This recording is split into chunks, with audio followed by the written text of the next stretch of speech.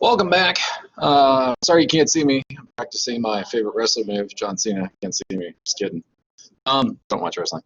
But anyway, we're finishing up these quadratic equations, and these are the tricky ones, and these are the ones that you're probably going to see on the GED, at least one or two of them.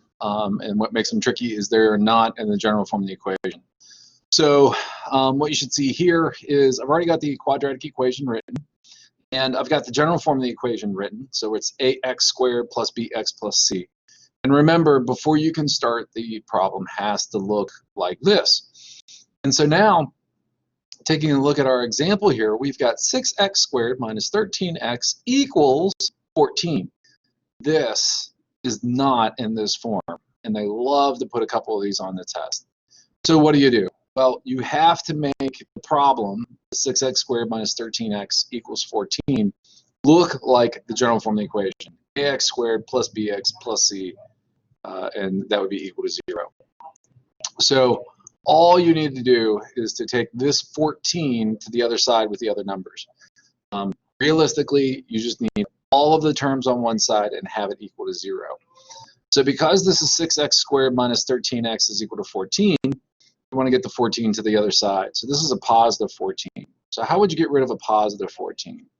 Well, you're going to subtract 14. And whatever you do to one side, you have to do the other. And that's one of the strategies that we use for algebra. And so now you've got 6x squared minus 13x minus 14 is equal to 0.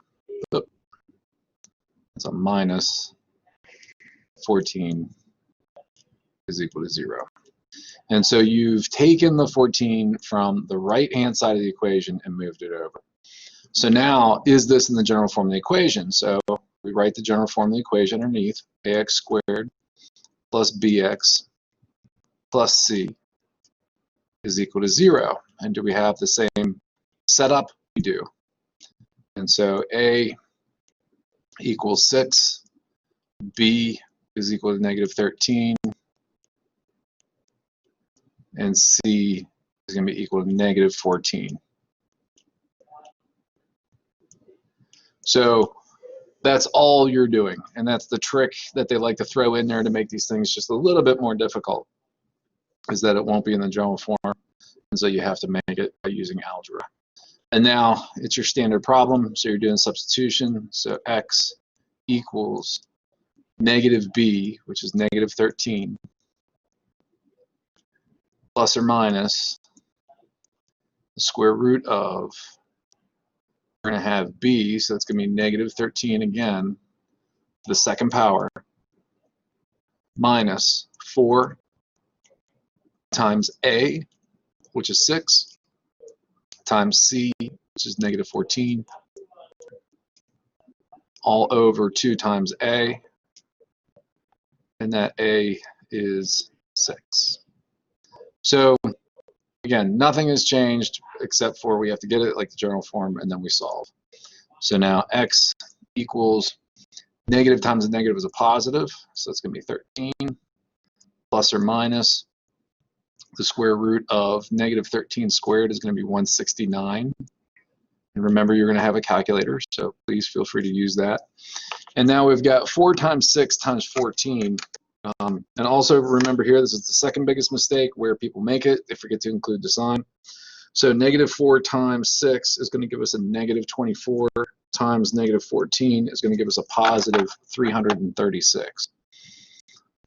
So if you're having troubles with that, please let me know. I will email you some rules for adding and subtracting, multiplying, dividing positive and negative numbers. That is a critical skill to have mastered. And then that's all going to be over 2 times 6, which is 12. So now x equals 13 plus or minus square root of, so now we got to add 169 to the 336, and we get 505 over 12. Now here, remember, I want you to look at your answer choices whenever you're taking the real test, because these are going to be multiple choice. And so you're going to start looking for your answer at this point. So now we simplify. So we have x is equal to 13 plus or minus. Now we have to take the square root of 505, which is not an even number. There is no perfect square root. So what do we do? You're going to do a factor tree for 505. And when we take the square root, we're going to pull out pairs. So the first thing I'm going to do is, because it ends in a 5, I'm going to try 5. So 5 times 101 would give me the 505. 101, 5 won't go in there evenly. Let me try 3. So 3 times 3 was 9. Give me 11. Nope, that won't work. 4 won't go into 101. 7 go into 101. That would be 1 with 31. Nope, 7 won't go in. So nothing else is going in. 101 looks like it's prime. So the square root of 505 is just the square root of 505. You know, you could type it in and get a decimal, but in the GED, they're not going to ask you for that. And so this is your final answer. 13 plus or minus the square root of negative, plus or minus the square root of 505 over 12. This is the answer. This is okay for an answer. This is a perfectly acceptable answer. And this is why I'm telling you to look when you get to this point. In this example, you know, it doesn't work out evenly where you have that, but sometimes you can have a radical that won't be simplified. You can't make it go any lower, so you leave it within the radical. To recap, you know, you can get these weird answers where you're going to get a radical as part of the final answer. So here's another one where it is not in that general form of the equation. So I'm going to write the general form of the equation above it. So you're going to have ax squared plus bx plus c is what we want the format to be in. And you can see here we've got 7b squared equals. So right there, you know, it's the only thing by itself, and then everything else is on the right. Now, you can do it either way. It doesn't matter. Either we could take everything on the right-hand side, move it to the left, or we could just take the 7b squared and move it over. Either way, it works out the same. What I tend to do, though, is I move everything to the left, just because, for me, it makes things simpler. My equal sign is always going to be on the right, like it is in the general form of the equation. So I make whatever they give me look like this general form of the equation. So I'm going to leave the 7b squared here, but I'm going to move these things over by using algebra. So the first thing is I want to get over this plus 5b. So how do I get rid of a plus 5b? Well, I'm going to minus 5b minus 5b here. And so when I do that, I get 7b squared minus the 5b equals negative 13. So by doing the opposite of what I have here, it moves it to the other side. And remember, because of algebra, whatever you do to one side, you do to the other. Keep it equal. So now I need to get the negative 13 to the other side. So to do that, I'm going to add 13 because I want to get rid of it on the right-hand side. But whatever I do to the right, I have to do to the left. And so now I get 7b squared minus 5b plus 13. And then that equals 0 now because we've taken everything from the right-hand side and moved it over. And now we have our equation here in terms of ax squared plus bx plus c. So ax squared plus bx plus c, and it matches. And that's what you want. Again, this is what they like to do. They may throw one of these on the test at the minimum. For sure, I've seen them do it. Sometimes they'll put 2 or more on there. Usually you're only going to have one or two that are tricky where it's not already in the general form. So now that you have it in the general form, you write A, B, and C going down.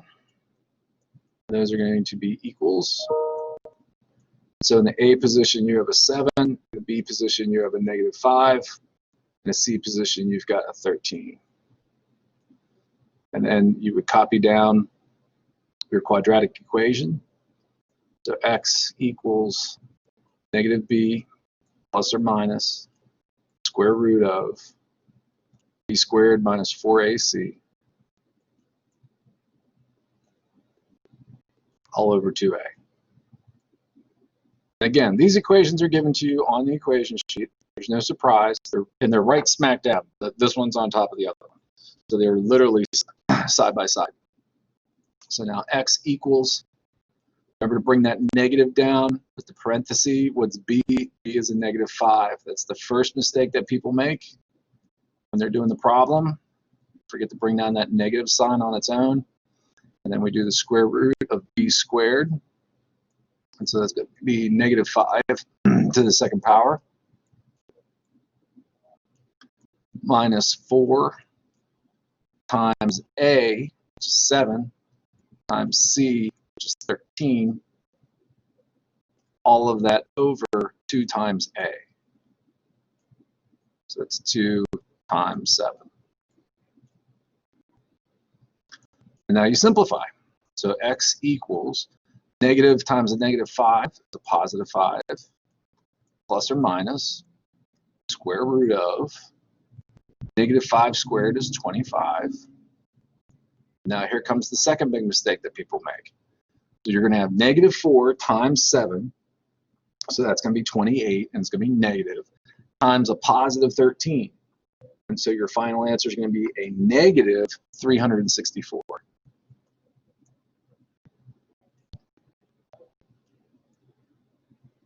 And this is going to be super improper.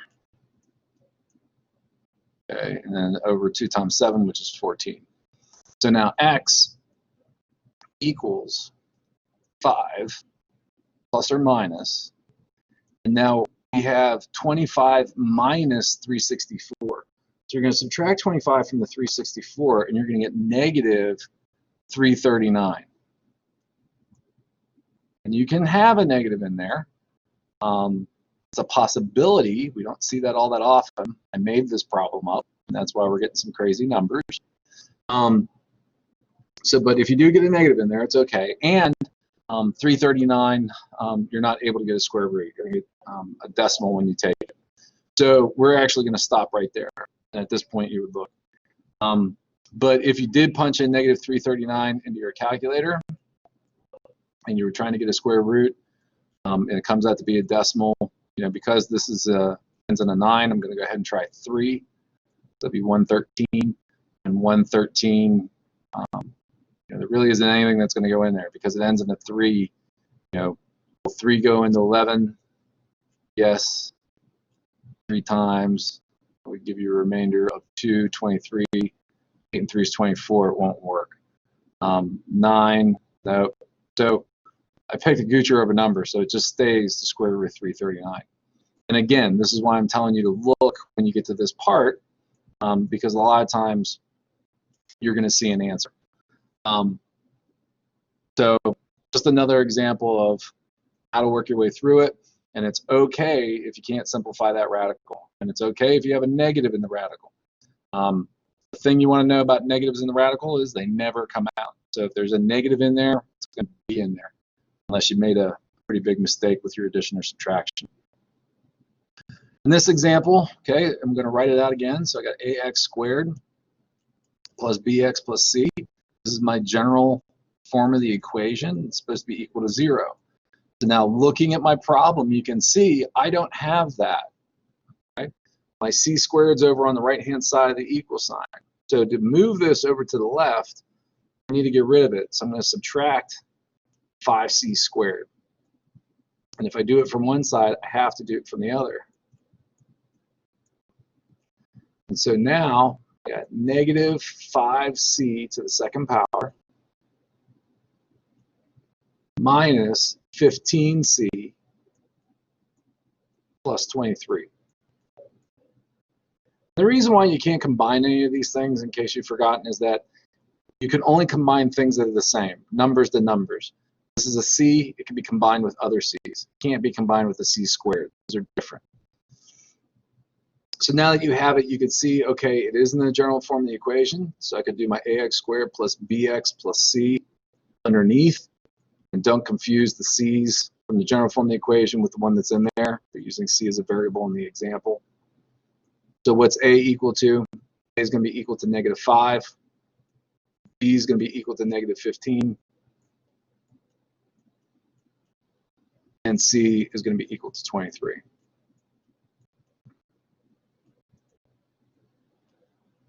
And so now you go ahead and you substitute it in. So x is equal to -b plus or minus the square root of b squared minus 4ac over 2a. And now we're going to substitute in. So x equals, bring down your negative. Remember, that's the first place they're going to get it wrong. Substitute your b, so -15. Remember to put it in parentheses so it stands out. Plus or minus the square root of b squared. So it's going to be -15 to the second power minus 4 times a, which is -5, times c, which is 23, all over 2 times a, which is that -5.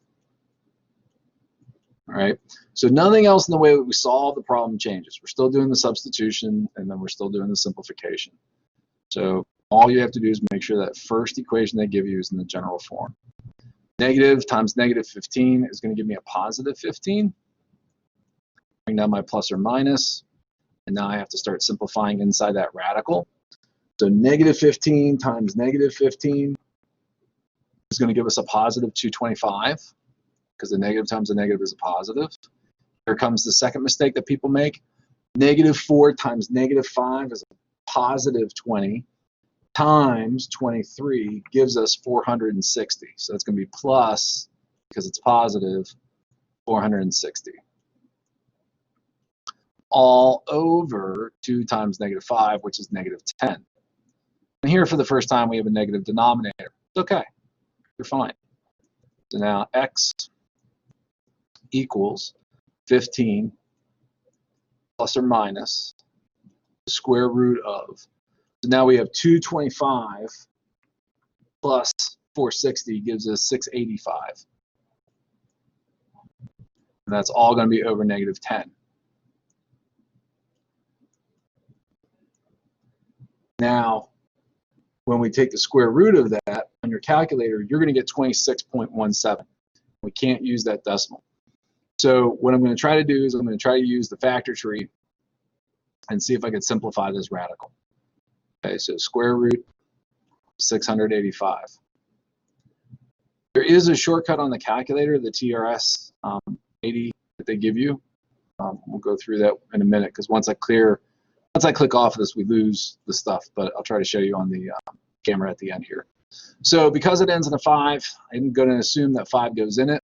So 5 goes into 6 one time with a remainder of 1, so it's going to give me 18. So 5 times 3 is 15, 35, and so that's 7. So 137. Because it ends in a 7, let's see, if I try 3, well, 3 won't work. 7, then 13 once. 4 is 11, 5 is 12, 6, 67, nothing times 7 gives me 67. 9 is the 13, 1 with 4, 47. Nope. So it's the same problem I have. I'm picking these numbers, so I'm left with that square root of 685. Okay. And this part I understand is really confusing right now. There are not many of these problems that I can find and pull work from that give me the answer. So I was making these up so you could see, more importantly, how do we manipulate it. But, you know, when you get to the end of it, you definitely want to take a look here. So let me show you briefly how if you had a square root that you were trying to solve for, and it came out to be a decimal. And we'll try to make this work. So the calculator that you're using is called, it's a TI-30XS. You don't have to buy this. This calculator is embedded in the GED Ready test. We have these two, so if you want to come and check one out, you can. You can borrow them from us. And there is a workbook that we can also give you to help you learn how to use this. So, before you go in to take the math test, it's one of those things where, let me know, come borrow a calculator, come get that workbook and do some practice in here. We'll show you some shortcuts. Don't teach the shortcuts until like right before you walk in the door, because what happens if somebody changes the setting? Well, your shortcut may not work. So anyway, that's the way that I do it. So now when you're doing a square root, it's kind of hard to see, but you can see on here that they've got these green headings above the certain buttons. And so those are the second functions. And so you would hit the second button, which is up here, this one that's green. The reason why it's green is it matches with all the green letters. And then you push the square root button, which is right above the squared button here. And so now on the screen, you can see it makes square root sign. So now, let's say I did the square root of 286. Okay, so the square root of 286, and I hit enter, and it tells me it's just the square root of 286. That is an okay answer. That's what you want. If down here at the bottom you can see this little left-right button right here, that will change it from square root into a decimal and back. Okay, so that little left-right button right here, this little left-right arrow button, is really good for that. Also, little tip, it'll take a decimal, and when you hit that, it'll turn it into a fraction. So a quick and easy shortcut. The downside is you can't really use that on the first part of the test when you need it. Second part of the test, you can turn any fraction into decimal by hitting that left-right button. So let me try, see if I can just grab one real quick. Square roots.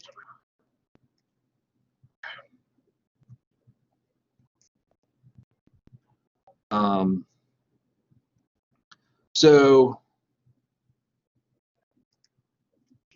let's say we had a problem like the square root of 375. Okay. Second square root 375. So this is what we're looking at now. Okay. Second, we got a square root of 375. So when I hit enter, see how the calculator splits that out at 5 times the square root of 15? That is a lot of times what the answer is that you're going to be looking for. So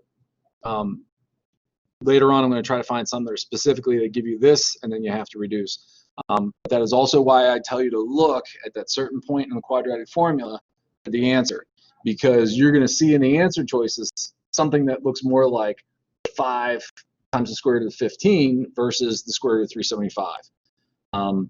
But it helps you to identify, okay, wait a minute, maybe there's a way I can simplify.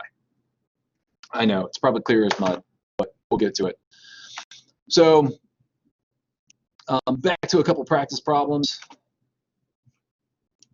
Oh, I didn't want to do that.